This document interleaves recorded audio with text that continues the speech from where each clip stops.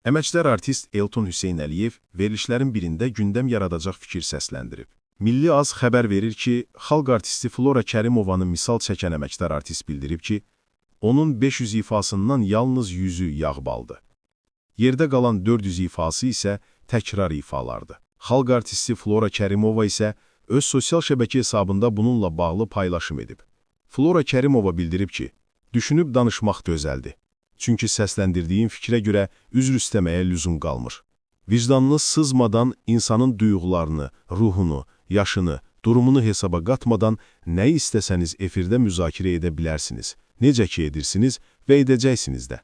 Sənətim barədə danışmağa, mənim tör-töküntülərimlə sənətkar olub sizə örnəklik edənlərin səviyyəsinə çatanda haqqınız olacaq.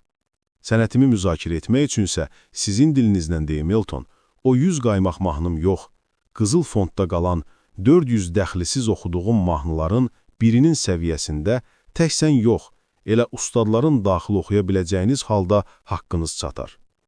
Elton, elə demək istəməmişdim, deyəcəksiniz, mənəvi gücünüz çatacaqsa, üzr də istəyəcəksiniz, ya da heç istəməyəcəksiniz. Gözləntim də yoxdur. Nə vaxtsa qismət olsa, qarşılaşsaq, sizi öpüb yenə oğlum deyib qucaqlayacağam. Lakin, bu dünyadan nigaran köçməyimə daha bir təəssüfün səbəbkarı oldunuz. Və bir də oğul, Allah qismət etsin, gəlib bir həddə çatacaqsınız.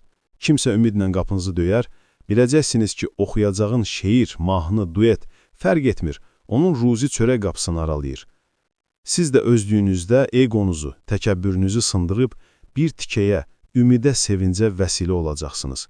Hələ onu da Allah nəsib eləsə, o vaxt ayıq başınızla tək məni deyil, həyatı da başa düşəcəksiniz.